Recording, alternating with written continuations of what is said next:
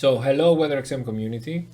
The last few months have been overwhelming because we are developing two additional products, weather stations, in parallel with all the other stuff that we are trying to sort out.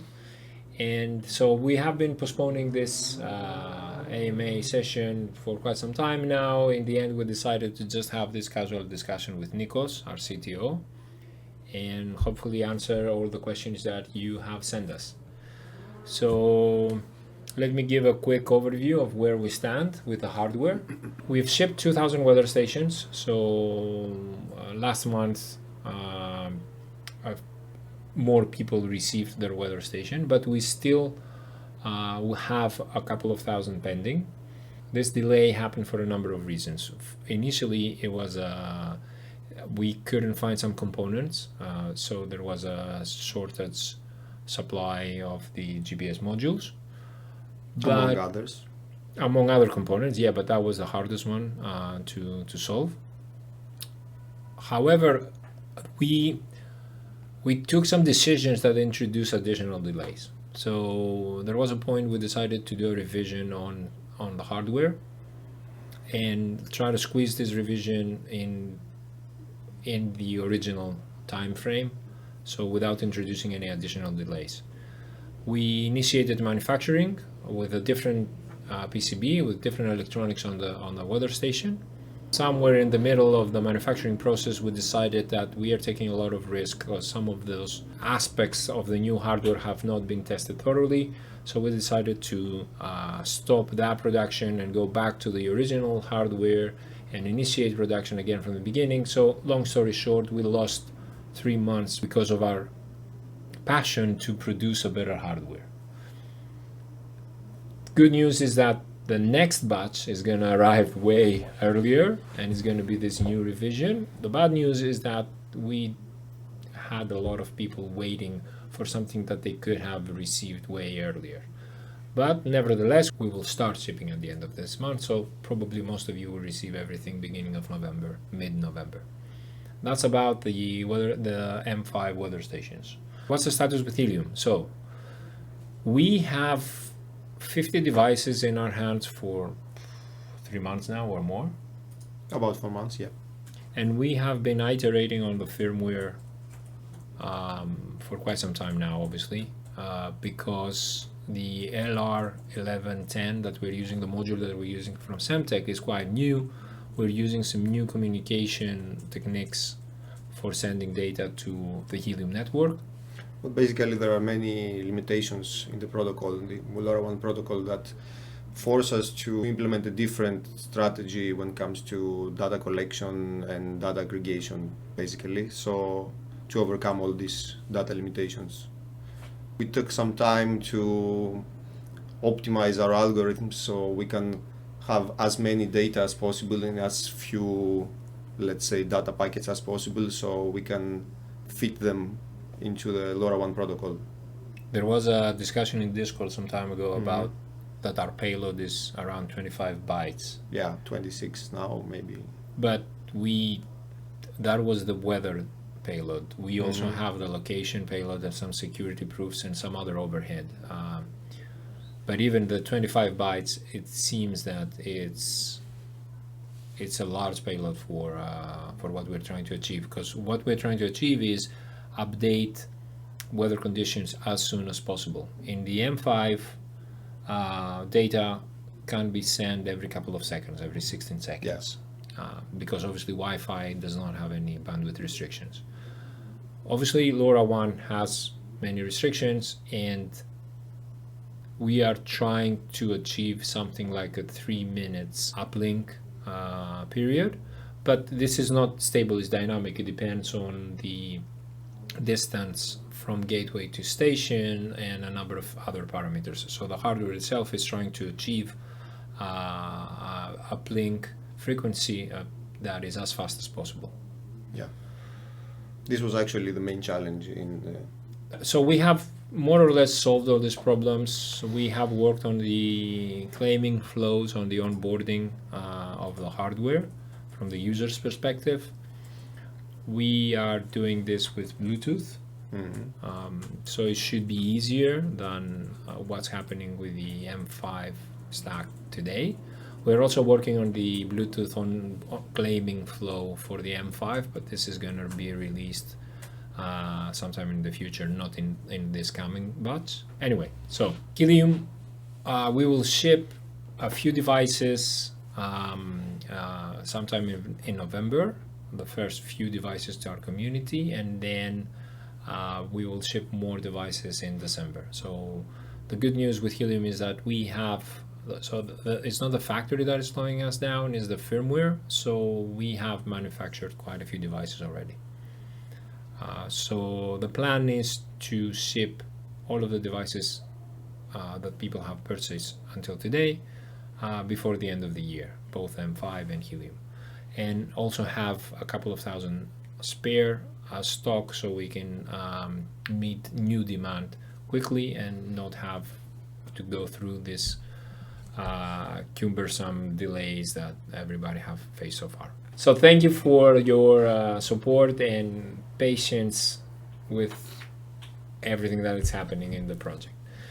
Okay, so other versions of hardware. So we have, in addition to all this, we have initiated a cellular version of the hardware. It's a bit early to give you details on this. So the time frame, I just want to share the time frame. I think we should have an alpha version of this in beginning of next year. We have to add that also it's important that we have new additions to our hardware team. Yes, so things are going to move faster now. I think in total right now we are tripled the size of the company. The company overall has grown in the last couple of months. So things are going to move faster from now on. So we have more questions to answer.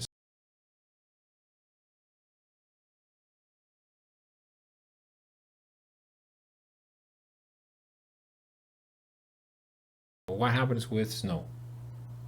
And what happens with extreme weather conditions? We have replacement parts for the customers that need them. They're not in our website, but if you contact support, we can sort you out.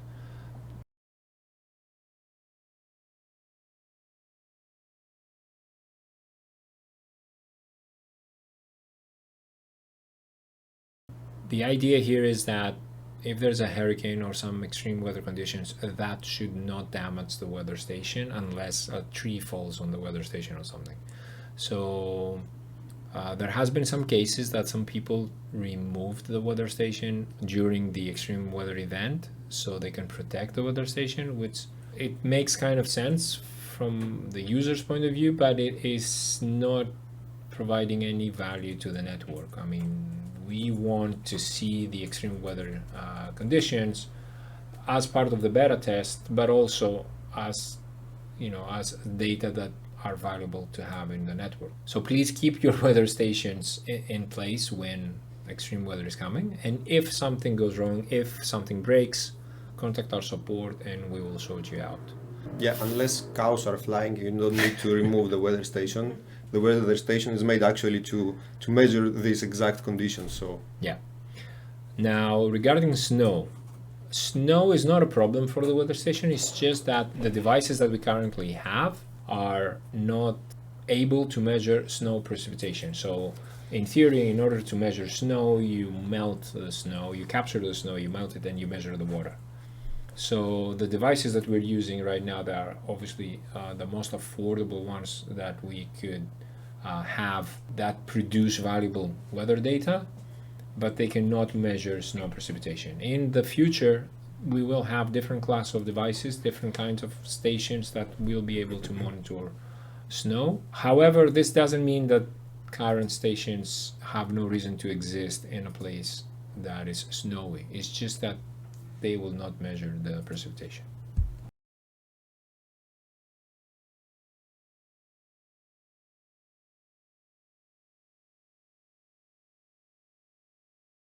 Smart home integrations.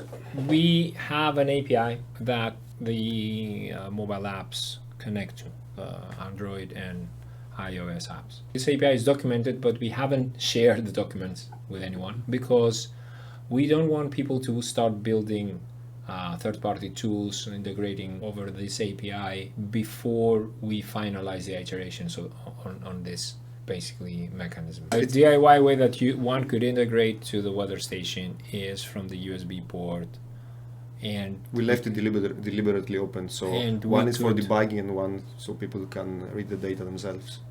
Okay, and we could iterate with future firmwares to ease that kind of integration over USB. We could introduce MQTT to a local IP, like some kind of configuration that M5 hardware tries to connect to a local MQTT server and sends packages, but not now.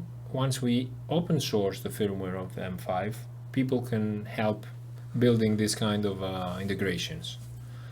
I think the easiest integration right now would be over the cloud API that I mentioned before. Obviously, we are smart home enthusiasts ourselves, so we do appreciate the need that some people have, that they want to integrate the weather station to some other stuff that they have running in their house.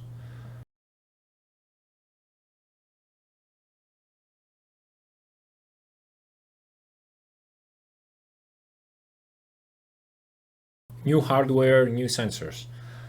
So the cellular version we're working on actually has the ability to connect to different kind of sensors. The reason why we are doing this is to introduce new classes of weather stations. So we already have multiple discussions with B2B customers who have some specific needs and require some more industrial grade weather stations. So the cellular version is designed to satisfy this need. In theory, that device could also accommodate completely different types of sensors. We've done a lot of work with water quality in the past, air quality as well. But again, that's not high in our priority right now. We think we should focus on weather analytics, collecting weather data, solving problems like what we mentioned before, snow precipitation. So a better class of weather station could solve this problem, could monitor snow precipitation, therefore have a device that we can deploy in the wild north.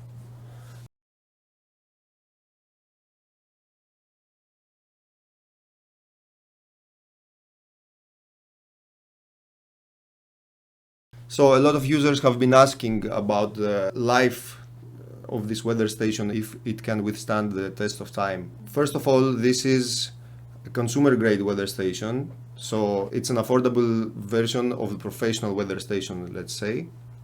But we've been using these weather stations for years on many projects. For example, our oldest weather station has survived 7 years of, let's say, bad enough weather conditions, so it's safe to say that it's good weather station. That will last for a couple of years. Yeah, it will last a couple of years. More than the traditional warranty. This is exactly the reason we chose this model, because from all the weather stations we've used so far, it has the best value to quality ratio. Data quality. Data quality, yeah. And not only data quality, also electronics and all that stuff. So yeah, it's safe to say that it will last a long time.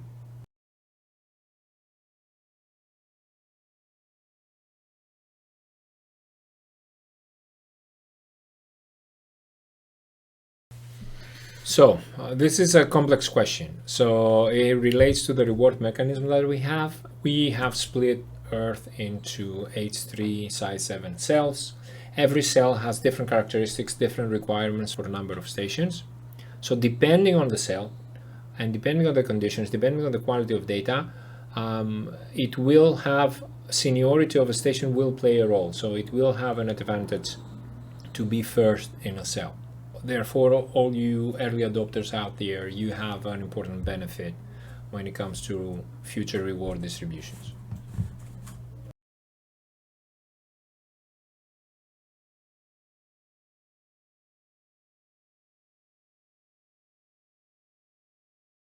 Regarding the follow weather station feature, we are working on this feature. A lot of people asked us for this. It's still work in progress. So it works like this. At the moment, all data in our network is freely available. to the users, so people can follow other people's weather station and monitor their data. But in the future, we're planning to introduce a freemium approach. We will split access to the data to free and premium. And the premium is paid. And premium is obviously paid, yeah. So we will introduce a subscription model having full access to someone else's weather station data.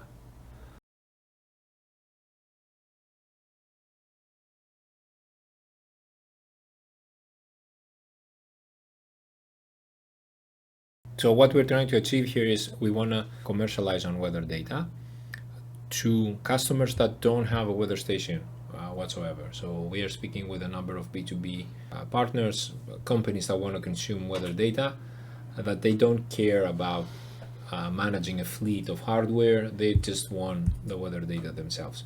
We are not restricting access to data, but after token launch, we will introduce, after we have the billing and mechanisms to sell weather data, this follow mechanism that Nikos described will have some restrictions. So you will not be able to follow any weather station you want and get any weather data you want. Yeah, there will be a limited amount of weather stations that you can follow. And something similar will happen with the forecast. Today, everybody gets for free a forecast for their location. So all the station owners get a forecast. In the future, premium users will be able to get forecasts for other locations, and they will pay for those forecasts independent on if they have a station or not. Obviously, if they want a forecast for their location, they just need to get a station.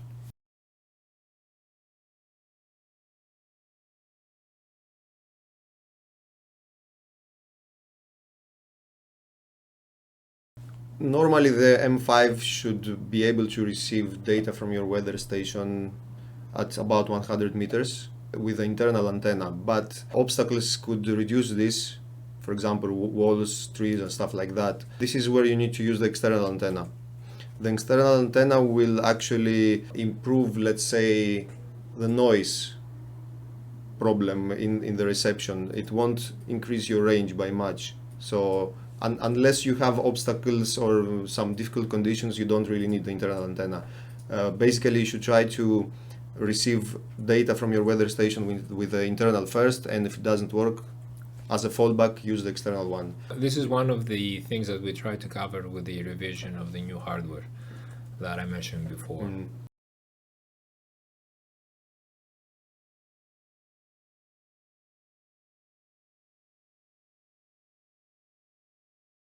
The M5 and the Helium weather station, they have been designed from the beginning in a way that makes them, let's say, compatible. So technically it is possible to make the Helium version operate via Wi-Fi using the M5. However, we don't see a reason to do this because the Helium network provides us some advantages that you just can't have with Wi-Fi. It can help us to expand our networks in areas that currently is not possible in any other way. Even though it's technically possible, I don't see it happening.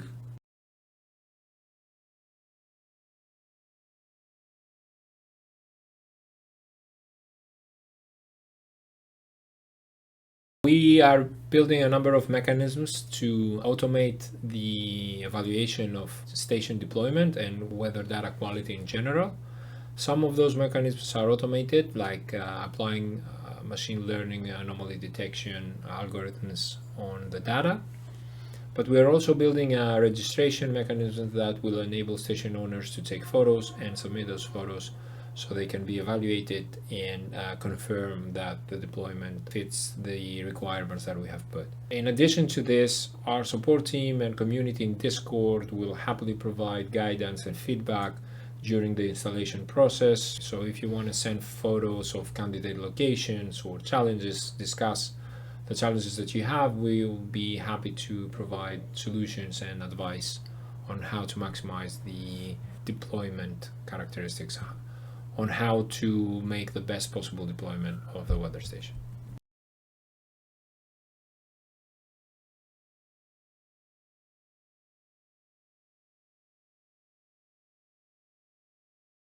We did a number of iterations, internal iterations on the tokenomics and the reward mechanism.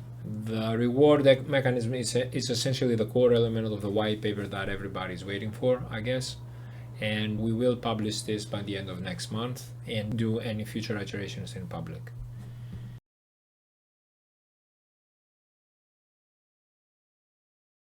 Because of this major refactoring we're doing in the reward mechanism, I assume we will have to see this new reward running for some time, and we might need another iteration on this.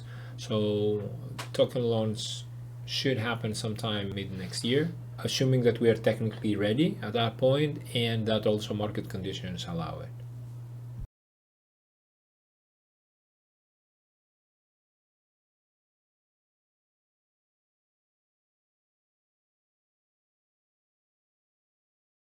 As mentioned before, we've split the Earth in H3 size 7 cells, and we have assigned a weight in every cell on the number of, let's say, how meteorologically interesting that cell is. So how many stations ideally we want to have on that cell. So it is possible to calculate the total number of stations that we require, but we are still normalizing this number. So we are fine-tuning this number, the reward mechanism.